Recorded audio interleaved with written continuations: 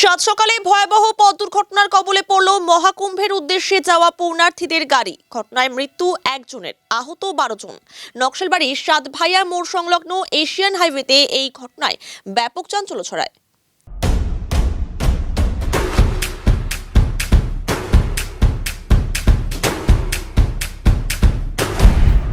Stay tuned. জানা গিয়েছে, অসমের মায়াং থেকে পূর্ণার্থীদের নিয়ে উত্তরপ্রদেশে মহাকুম্ভে যাচ্ছিল একটি পিকআপ ভ্যান। সাতভাইয়া মোড় সংলগ্ন এশিয়ান হাইওয়েতে একটি লরির সঙ্গে সংঘর্ষ হয় পিকআপ ভ্যানটির। ঘটনায় দুমড়ে মুচড়ে যায় গাড়িটি।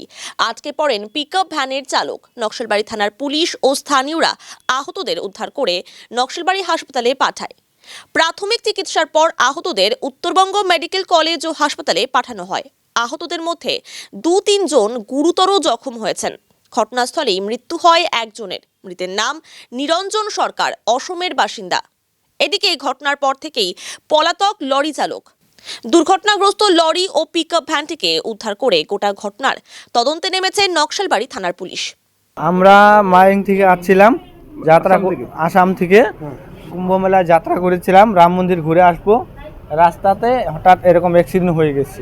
গাড়ির সাথে হয়েছে, বেলে গাড়িয়ে মানে খুন্দা মেরে দিয়েছে। হ্যাঁ, আমাদের গাড়ি মেরে দিয়েছে। 13 জন ছিলাম। 640 अराउंड 640 है। कुछ असम से कुछ people they are used to going to Brahma Mela है समथिंग दिया।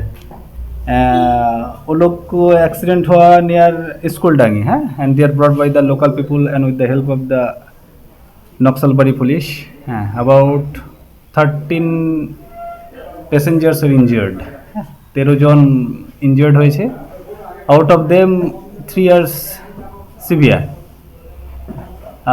13 মধ্যে একজন ডেথ, ব্রড ডেথ, আর 2 জন সিভিয়ারলি ইনজিয়ার্ড। আর বাকিগুলো ম্যাক্সিমাম অফ দেম তারা রেসপিরেটরি স্ট্রেস এবং লোকাল ইনজুরি ছিল, কিছু হেড ইনজুরি কিছু, এবং কারো বোন ফ্র্যাকচার ছিল।